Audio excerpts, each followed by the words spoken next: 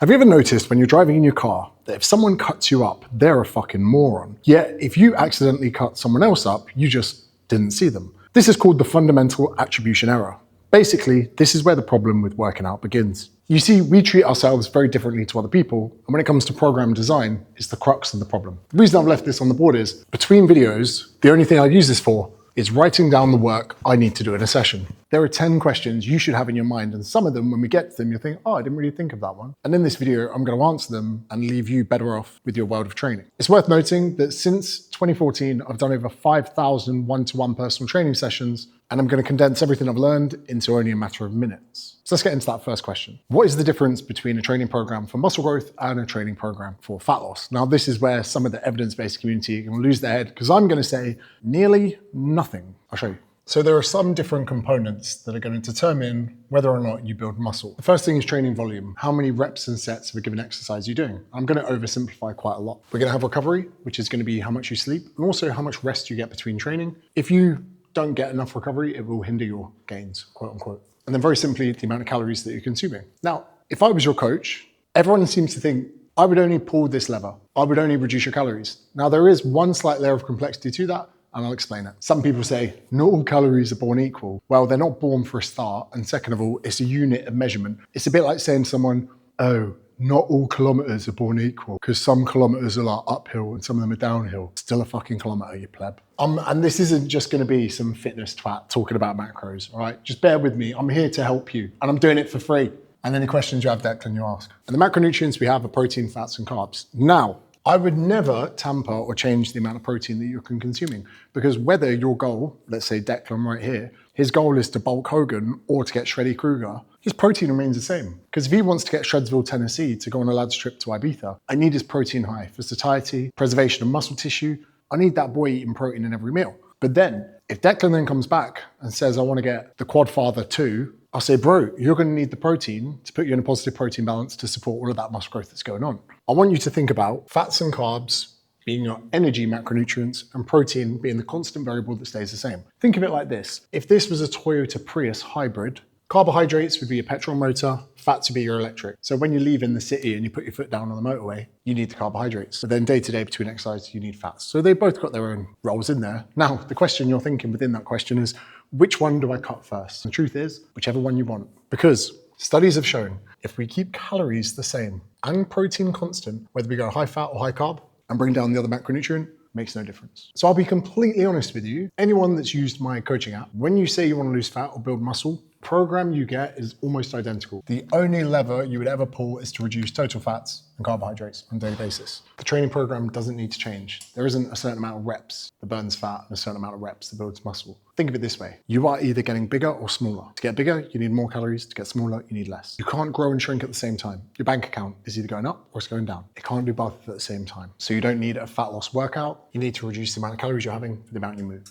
First link that's going to be in this video is a calorie calculator where you can double check the numbers you might have been told, or if you haven't been told before, against my numbers. Question 2, the split. We are going to use weights to give your body a stimulus in almost every area, legs, upper body, whatever. But we can't just give you all of that volume in one go. One, you would struggle very much to recover from it. And two, it wouldn't be the easiest way to do it. For instance, we don't just get all the food you need for a week and go eat it in one go. We go, let's pick manageable amounts that we can consume, enjoy, not feel too disgusted or bloated after, and get into a routine with that. For instance, any of you that have ever planned your food before, if you're feeling too full throughout the day, you might say, I may take some of those calories from dinner, bring them into lunch, post-workout, something like that. We do the same with exercise. Now, there's some splits you probably would have heard of. I'm gonna run you through them very quickly. We have the bro split, because every single person that does that split is like, bro, have you seen my Tupperware and chicken broccoli, bro? They pretty much think you should have an arms day, a back day, a shoulders day, a legs day. No, because for years, I've seen PTs take Sandra from Norwich to the gym and train her shoulders for an hour. Now, Sandra hasn't been blessed with deltoids such as my own. Even myself, what am I gonna do with an hour? To train my shoulders, I need 10 minutes. It is just crazy. Some bodybuilders out there at the very elite levels need an hour per body part, but you, my pedigree chum, do not. So as my dad Jeffrey would say, the bro split is naff. But the problem is, it works. Because if I get some noob, give me a random name, a name you find funny. Trent walks in and all he's done is a shoulders day, back day, an arms day, a legs day, whatever. Trent's probably in pretty good nick because he's still allocating 20 sets to each body part per week. He's still doing the volume. It's about optimizing that, about making it better. And there's no bodybuilders called Trent, so you're fine. What's that one, Declan? Push, pull, legs. We have a push day, a pull day, a legs day, which we're gonna get into in a second. And then full body. Some people think full body is coming into the gym. It's like, we're gonna train the calves, then we're gonna train the quads, then we're gonna train the hamstrings, then we're gonna train the glutes, then we're gonna train the hip flexors, then we're gonna train. It's not like that. It's just multiple parts of the body. Now, I like both of these splits. So I kind of like program a love child between the two. And that love child for me sits optimally at 3 days a week. However, if you said to me, James, I want to train 4 days a week, I'd probably do upper, lower, which means upper body, lower body, upper body, lower body. But that could look like upper, lower. You would still maybe have days in between that to get some recovery. So you're doing your level 3 PT all over again, Declan, aren't you? If any of this isn't clear, you could just use the comments to chat about it. But let's not go into upper, lower. Let's look at the love child between PPL and full body. Just before we do that, I'm gonna really simplify everything, okay? We have a squat, where I'm lowering my body and predominantly using the front of my legs. Then we have something called a hinge, where I'm either leaning forward, loading my hamstrings, or potentially setting up for a deadlift. So when we look at lower body movements, we have quad dominant, hamstring dominant, front of the leg dominant, back of the leg dominant. And we're gonna get into that more in a second. Then very simply, we have horizontal push, horizontal pull. Then we have vertical push, vertical pull. That's it. Most movements that you need to care about fit into that. Some people say, oh, sagittal, frontal, transverse. Shut your mum. Stop overcomplicating it. Because the issue is, most personal trainers and fitness dickheads want to sound and complicate things so they can just for once in their lives sound intelligent. And I'm here today to say that's stupid. Whack.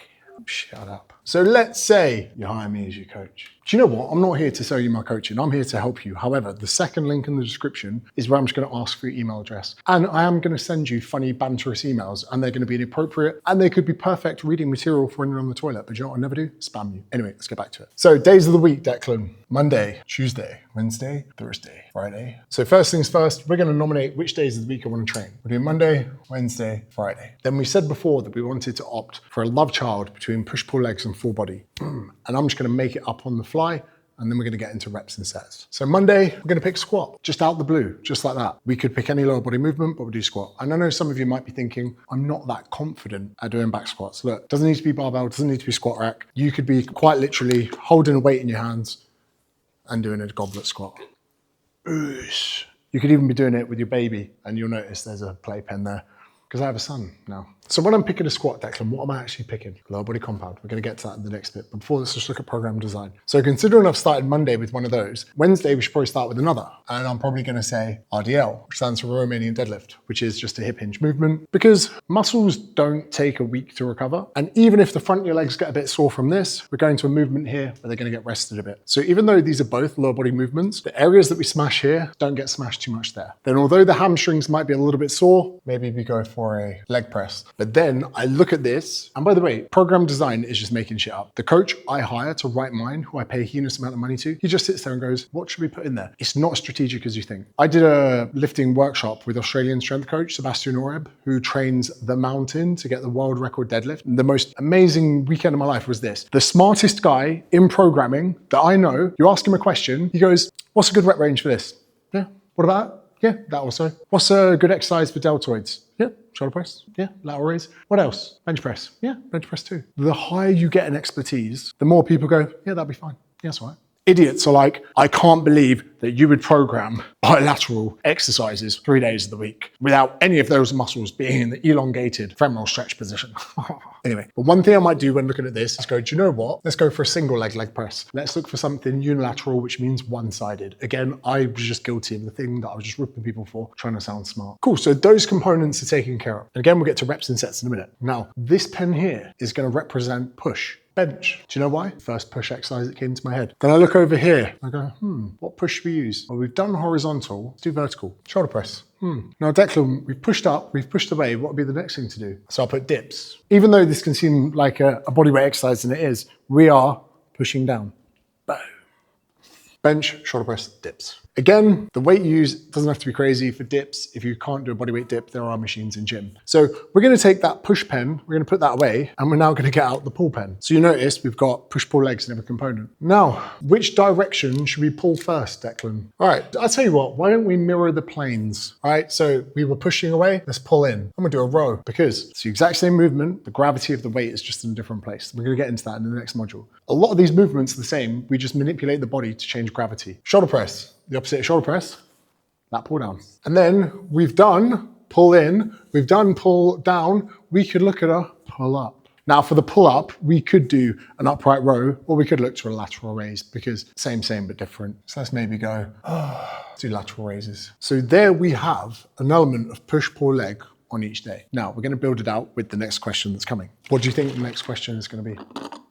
Reps and sets. Now we're gonna start with sets. I like to do 4. Do you know why? No reason. I just like 4. Any science to that? None. I just like 4. And guess what? Thousands of people are giving 4 sets. Do you know why? Just because I fancied it. Because one day I was like, do you know what? We're doing 4 sets. Now very quickly, we need to move off onto a tangent. Cool, these have been here a while. Never done any filming over here before, have we? So we've got that times 4. And some of you are thinking, oh, but I've been given 3 sets before and I've been given 5 sets before. So let's just look at something real quick. If Declan is brand new to the gym, everyone probably knows I'm better off giving him a lighter weight to do more reps than giving him a weight that's too heavy. When Declan begins training with me, let's say this is first month, second month, third month, I'm gonna get him to start at very high reps and then maybe less reps. And as those reps become heavier, I might increase or decrease the amount of sets. But ultimately, doing 10 by 4 at 100 kilograms, say he's doing a deadlift, that one extra set there is an extra ton of volume. So sometimes adding that extra set, although it just looks like one number, it can mean a lot more volume for someone. But the amount of sets that you would do would only be something that you'd influence as time goes on. And that would sit mostly into a realm called progressive overload, which we'll get to in a bit. For the time being, 4 is enough that it's loads of volume, but it's less enough that we're not overkilling it. Some people love doing 10 sets of 10. And to me, that is just so much sets that you're never gonna work that hard because I've got 7 sets left. I would much rather, instead of you just whacking in an extra set, that we kept the sets the same and increased the amount of weight that we were using. Now, the next question we're gonna get to is how many repetitions should we be doing? Now, back in the day on the PT course, I don't know if you were taught this recently, there was like a pyramid where it said 1 rep was power, 3 reps was something else, up to 8 reps was strength, and then hypertrophy was up to 15 reps. And anything over that was endurance, and we found out that was bollocks. But what I want you to think about is this. There's something we need to learn. First thing is called compound movement. A compound movement, very simply, is when multiple joints are bending. So right now, if I do a squat, my knee joint and my hip joint have to both move. And they have to work in unison to lower my center of gravity. However, if I change this movement from a squat to a Romanian deadlift, suddenly there's only one joint really that's moving. So it's gone from a knees and hips exercise to just a hips exercise. If I do a bicep curl, isolation, just one movement. If I do a bent over row, compound, because there are multiple joints moving. My shoulder and my elbow are working in unison for the row to occur. So compound movements are great for working multiple places, but then you, as the designer of your program, get to determine where you want to allocate that volume. You might go, look, I don't care about my lats, I want big biceps. Say no more, fam. Let's get rid of the rows and instead just do bicep curls. We are isolating the muscle that we want to train. I've created my own rep pyramid, Declan. No personal trainer in history has ever done reps that aren't 3, 5, 8, 10, 15, or 18. You've never been given 17 reps by someone, and if you have, it's a psychopath. And they're the type of people that you keep out your house when you lock your doors at night. I would say for your big compounds, keep to the lower reps because you just don't want to be squatting a weight for 15 reps. You get bored. But when you move towards isolation, when it's one muscle on its own, that one muscle on its own failing, there's not really many dire consequences. If you're doing heavy back squats and a muscle goes near failure, it could mean not being able to complete the movement. It could mean being unable to re-rack. The consequence is you might get embarrassed that the leg press gets stuck on you and you have to get someone to help you put it back. But when it's isolation, if you fail a bicep curl, it's no real big deal. You fail a leg extension, no real big deal. So when writing your own program, I'd keep the reps a little bit less for your compounds and go a little bit higher for your isolation. Because no one's having fun doing 5 bicep curls. And alternatively, no one's having fun doing 18 back squats. Now, one other thing that I say to people is there's no such thing as a lightweight. I'm never going to send Declan, hey, go lift some light weights. It's not what happens. But if Declan's reps are higher, I've given him sets of 18 for his bicep curls, he will need to select a lighter weight to accommodate the reps. Now, just before we get into your next question, which is going to be intensity, I bet you're currently thinking about warm-up. And this is a pretty controversial take. Just before you got here today, I had back squats. So for my warm-up, did I do some dynamic routine? Did I do some active plyomet? No. Because I had squats, I did some squats. So I knew I had squats, so the first thing I did was just some bodyweight squats, warmed up a little bit, maybe even sat down, opened up my hips a little bit, and then I started with just the bar. And then I worked my way up. Because I knew my working set was here, all I did was just work my way up to it. I think warm-ups for a lot of people are overrated, and it's a bleeding of energy and time that's just not necessary. If I'm doing a movement, I just do that movement with less intensity, with less weight, and I work my way up to it as quick as I can. And I've never been injured training in the gym. Maybe that's because of my terribly poor, slow muscle twitch fibers, but who knows? So now that word I just used, intensity, we need to really get to the understanding of that. So we'll do that in the next segment. I bet your biceps are getting a bit of an intensity now, aren't they? People speak in absolutes, but a lot of these things are still theories to this day. So the first thing we're going to look at for intensity is what people call 1 RIR, which stands for 1 rep in reserve. Where people say you go out, whatever weight I've given you, ignore the sets. You're going to go until you literally go, oh my God, I've only got 1 bloody rep in the tank. And when I have 1 rep in the tank, I'm done. It's okay. But I much prefer something called RPE, which means rate of perceived exertion. And you'll actually notice we have this built into our training app. That'll be the 3rd link in the description if you want to try it for free. When I finish I can even show you this actually. Now, for this to happen, we must do something embarrassing. I have one of the world's most state-of-the-art training apps. Over 125,000 people have used it. But my coach from America, who's a strength conditioning coach for jiu-jitsu, sends me mine. And you'll note over here, every set I do, he just asks me, how tough was it out of 10? And today's set, I would say your golden spot for finishing every set is here. Now, if it's a 9 out of 10, what do you reckon we need to do for the following week? Probably bring it back a little bit. If it's a 6, what do you reckon we need to do?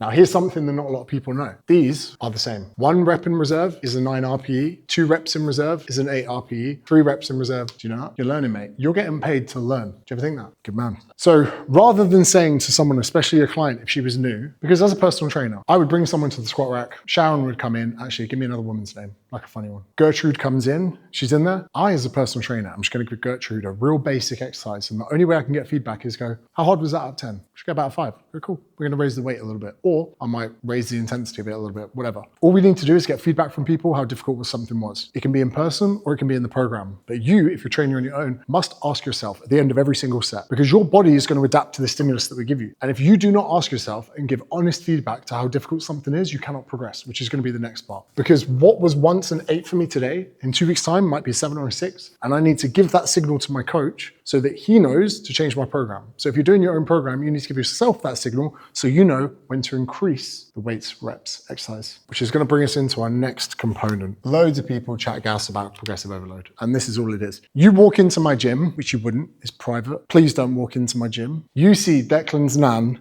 in here. She's just doing some box squats. What's your nan called? Well, I didn't say she had to be alive. I said, what's her name? You had to think about your nan's name. Nancy's in here doing some box squats, right?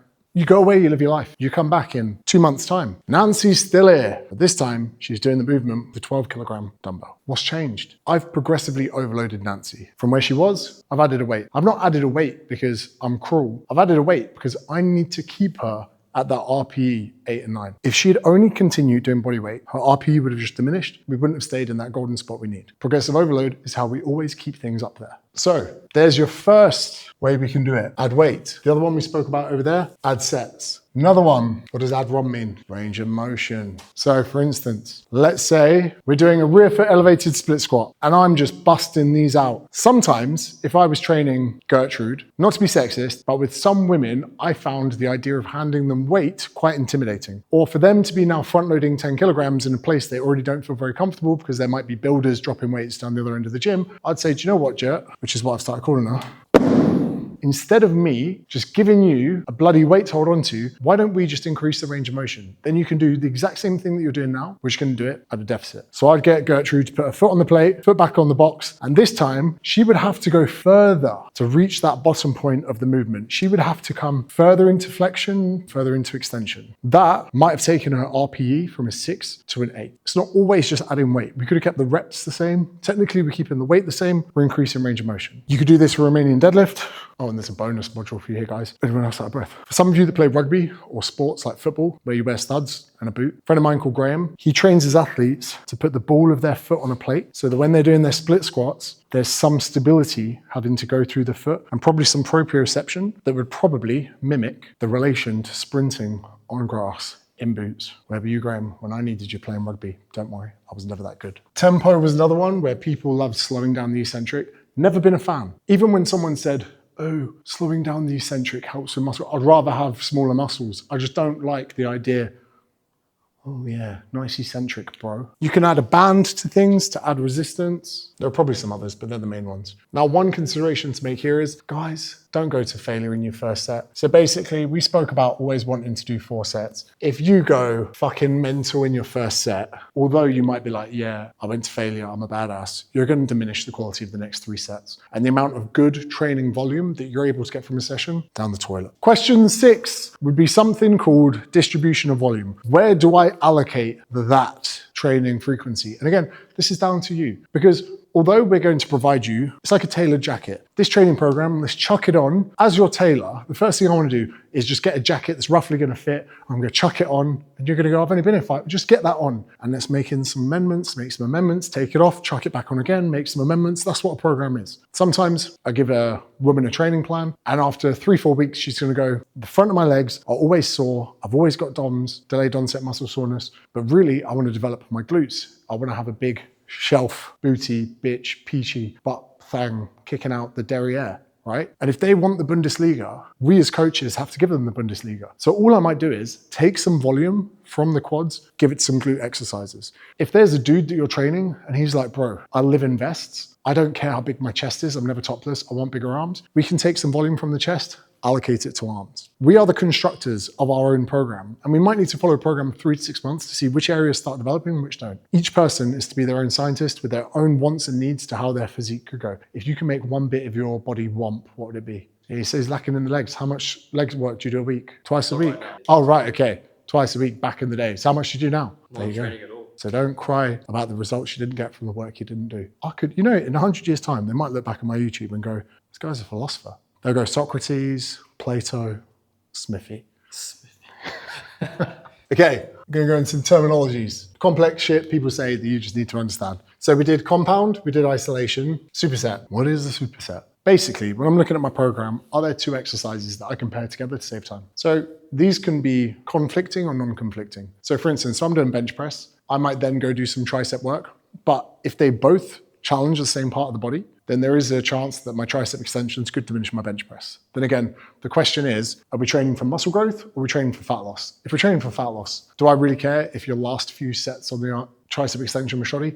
Probably not. But if you're training for muscle growth, we might say, go bro, slow it down, get your rest. So for instance, I might finish my set of squats here. Oh, and then I'm like, cool, I've got neutral grip chin-ups. And from here, that movement shouldn't conflict with that. So I can superset. So rather than sitting around for 2 minutes, I might do that, 45 seconds, go over to the squat rack, finish the squat rack, go do those. I can take 2 exercises, bring them together, superset.